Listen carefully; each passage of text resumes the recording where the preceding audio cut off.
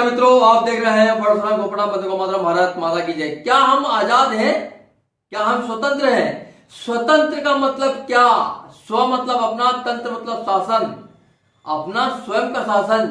जिस देश में अपना खुद का शासन होता है, अपना खुद के स्वयं के कानून होते हैं, सच्चे रूप में वही देश आजाद होता है, वही देश स्वतंत्र होता है।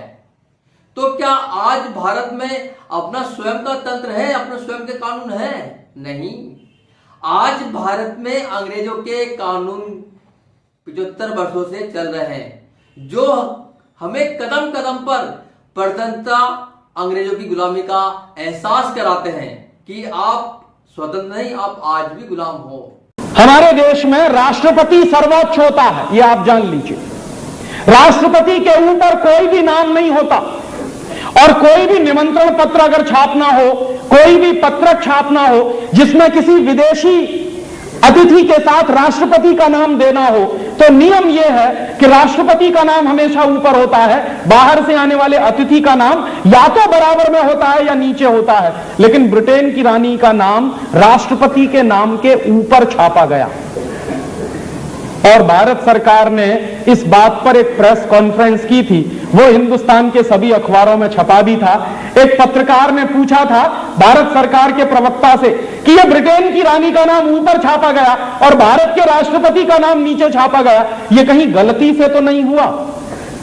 तो भारतीय सरकार के प्रवक्ता ने कहा कि यह जानबूझकर छापा गया है, माने गलती नहीं हुई है, जानबूझकर छापा गया है। क्यों? क्योंकि ब्रिटेन की महारानी आपकी महारानी है, इसलिए उसका नाम हमेशा राष्ट्रपति के नाम के ऊपर जाएगा, आपके राष्ट्रपति का नाम उससे नीचे जाएगा। हमारे देश में एक कानून है, जानते हैं क्या है? अगर आप राष्ट्रपति का अपमान करें तो आपको जेल हो जाएगी, यह कानून है। प्रधानमंत्री पर आप टिप्पणी कर सकते हैं, लेकिन राष्ट्रपति के ऊपर टिप्पणी नहीं की जा सकती इस देश में, और अगर आपने टिप्पणी की तो आपको जेल हो जाएगी। क्यों हो जाती है? कानून यह कहता है कि राष्ट्रपति की मान्यता सर्वोच्च है, उनका अपमान नहीं कर सकता कोई। लेकिन खुद भारत सरकार ने राष्ट्रपति का अपमान किया और उस सरकार को जेल में होना चाहिए था। पूरे देश में खामोशी, और इस बात की नोंद हमारे देश के किसी भी कोर्ट ने नहीं ली। मैं महीनों महीनों इंतजार करता रहा कि यह कोई छोटी दुर्घटना नहीं है, शायद हिंदुस्तान का सुप्रीम कोर्ट या हिंदुस्तान का कोई हाई कोर्ट या हिंदुस्तान की कोई अदालत इस बात की जानकारी लेकर कोई एक केस फाइल करेगी, लेकिन कहीं कुछ नहीं हुआ। फिर मेरे मन में ऐसा आता था कि यह इतना बड़ा प्रश्न है कि हिंदुस्तान की राजनीतिक पार्टियां इस सवाल को उठाकर पूरे देश में हंगामा करेंगी, लेकिन दुर्भाग्य से सब राजनीतिक पार्टियों के नेता रानी के साथ फोटो खिंचवाने में दिल्ली में मस्त थे। उनको यही चिंता थी कि हमारा फोटो रानी के साथ कैसे खींचा जाए। इस देश के नेताओं की मानसिक गुलामी का इससे बड़ा सबूत और क्या मिलेगा कि जिस देश को अंग्रेजों ने 250 साल गुलाम बनाया, जिन अंग्रेजों ने हमको बर्बाद कर दिया सांस्कृतिक रूप से, आर्थिक रूप से, शैक्षणिक रूप से, सामाजिक रूप से, उन अंग्रेजों की रानी के साथ हमारे देश के नेता फोटो खिंचवाने में मस्त हैं, और किसी को लगता नहीं कि यह राष्ट्रीय अपमान की बात है। और यह दुर्घटना नहीं हुई होती तो हमारे जैसे लोगों को भी पता नहीं चलता कि आज तक हम डोमिनियन स्टेट्स हैं। और उससे भी ज्यादा खराब मुझे एक चीज और लगी कि 1911 में जब जॉर्ज पंचम आया था, तो जॉर्ज पंचम के स्वागत के लिए एक गीत गाया गया था। जॉर्ज पंचम के स्वागत के लिए एक गीत लिखा गया था। उस गीत का नाम है जन गण मन अधिनायक जय हे। इसका मतलब जानते हैं क्या होता? जन गण मन अधिनायक माने हिंदुस्तान की जनता के मनों के, हिंदुस्तान के गणों के अधिनायक, सुपर हीरो, तुम्हारी जय हो।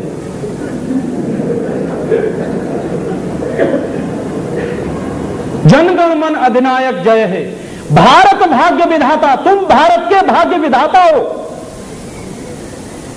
माने जो देश को बर्बाद करने में लगा हुआ है, जो जॉर्ज पंचम, और जिस जॉर्ज पंचम की सरकार से पूरा हिंदुस्तान बर्बाद कर दिया गया, उसके स्वागत में कोई गीत लिख रहा है, कह रहे हैं भारत भाग्य विधाता।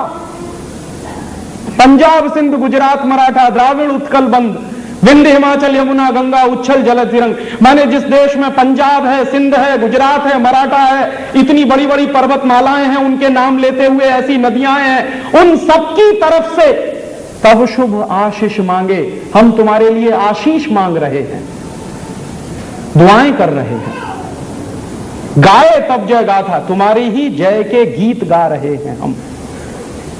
जनगण मंगलदायक जय, भारत भाग्य विधाता। माने तुम भारत के भाग्य विधाता हो, तुम्हारी मंगल कामनाएं करते हुए हम ये गीत गा रहे हैं। ऐसी चाटुकारिता का हिंदुस्तान में दूसरा नमूना नहीं मिलेगा आपको। आपने सुना होगा हमारे देश के इतिहास में कुछ जगहों पर वर्णन किया गया है। क्या वर्णन किया गया है? हमारे देश में राजाओं के दरबार में कुछ चारण और भाट दमन ही करेगा। वो चाहेगा कि मुझे न्याय ना मिलना पाए, इसीलिए उन्होंने कानून बनाया था आईपीसी 1860।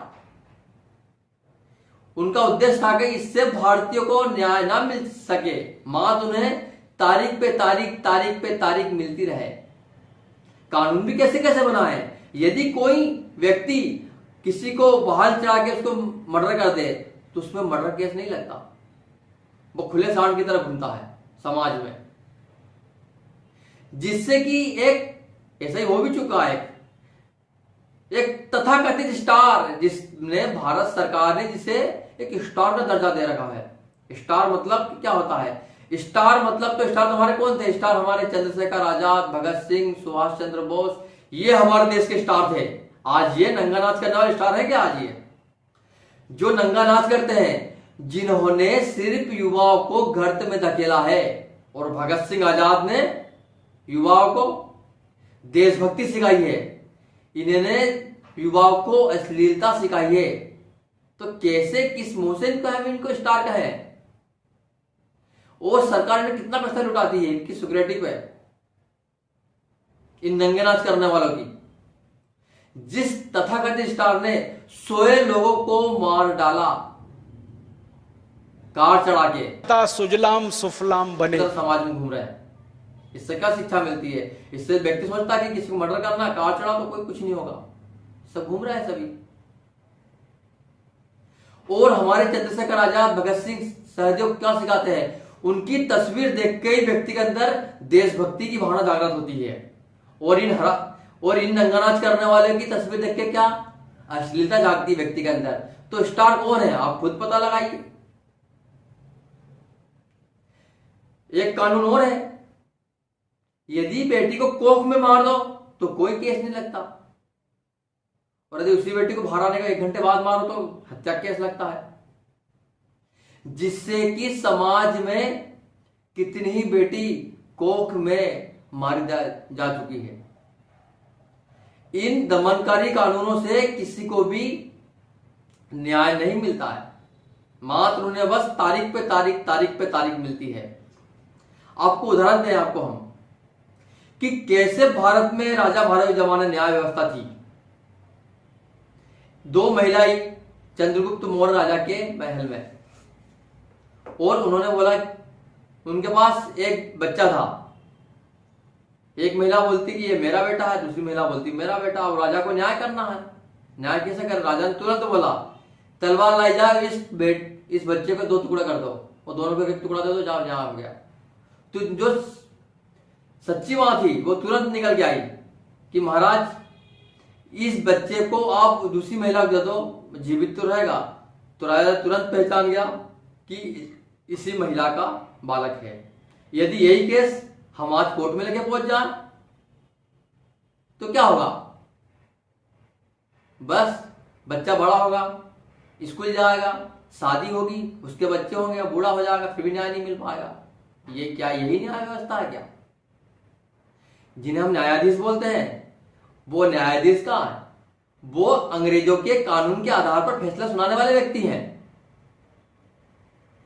भारत गर्म देश है, उसमें बड़ा बड़ा चोंगा पहनते काला, इतनी गद्दारी कानून चल रहे हैं। जैसे इंडियन पुलिस एक्ट 1860, जो पुलिस का नियम 1860 में लागू किया गया था वही आज भी चल रहा है। जो डंडे भगत सिंह को पढ़ते थे वो डंडे भारतीयों को पढ़ रहे हैं। आप एक परीक्षण कर लो, एक मौन रैली निकालो या कुछ जुलूस निकालो, सरकार आपको आगे से कि हटाओ यहां से, नहीं हटेगा तो फिर डंडे पड़ेंगे, चुपचाप खड़े होने के डंडे पड़ेंगे। इंडियन फॉरेस्ट एक्ट है जो 1860 में बनाया था। इंडियन फॉरेस्ट एक्ट के बाद अधिक पेड़ कटे, जब यही फॉरेस्ट गांव वाले के अधिकार क्षेत्र में थे तब इसकी कैसी रक्षा होती थी। आप देख सकते हो बिश्नोई समाज कैसी इसकी रक्षा करता था, लोग कोई पेड़ काटता था जब उसमें लिपट जाते थे, ऐसा इसकी रक्षा होती थी। आज यही इंडियन फॉरेस्ट एक्ट है और यही हमारा वक्स वहां का जंगल छतरपुर में, वो 2-2.5 लाख पेड़ कटने वाले हैं। इंडियन फॉरेस्ट एक्ट है, आज 1860 की दमनकारी नीति है, पेड़ कटने वाले हैं।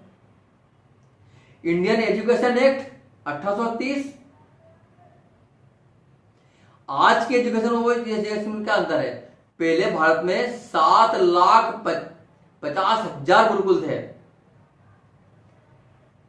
जब इंग्लैंड में लोग पढ़ना लिखना जानते थे, जब यहाँ पे वेद शास्त्र की शिक्षा होती थी भारत में, पूरे विश्व के लोग भारत में आके शिक्षा ग्रहण करते थे और तब बोलते थे विश्व गुरु भारत को। और आज की शिक्षा में क्या है, आप खुद रोड पे देख लो आप इन्हें। ऐसे ही कई सैकड़ों दमनकारी कानून भारत में 75 वर्षों से चल रहे हैं। मतलब देश को चलाने के लिए गाड़ी का ड्राइवर बदला मात्र बस, परंतु गाड़ी वही है अंग्रेजों की बनाई हुई खटारा। मतलब कि जो कानून अंग्रेजों ने बनाए थे वही कानून आज चल रहे हैं, मात्र इसमें सत्ता का हस्तांतरण हुआ है। पहले अंग्रेज राज हुआ करते थे, आज हमारे राजा हुआ है, लेकिन कानून पूरे वही है। सीधा सा मतलब कि जो गाड़ी अंग्रेज ने बनाई थी देश को चलाने के लिए, वही खटीरा टंडीरा कार आज भी देश में चल रही है। मात्र उसमें वह ड्राइवर चेंज हो गया, वह ड्राइवर बैठ गया, कार तो वैसी चलेगी।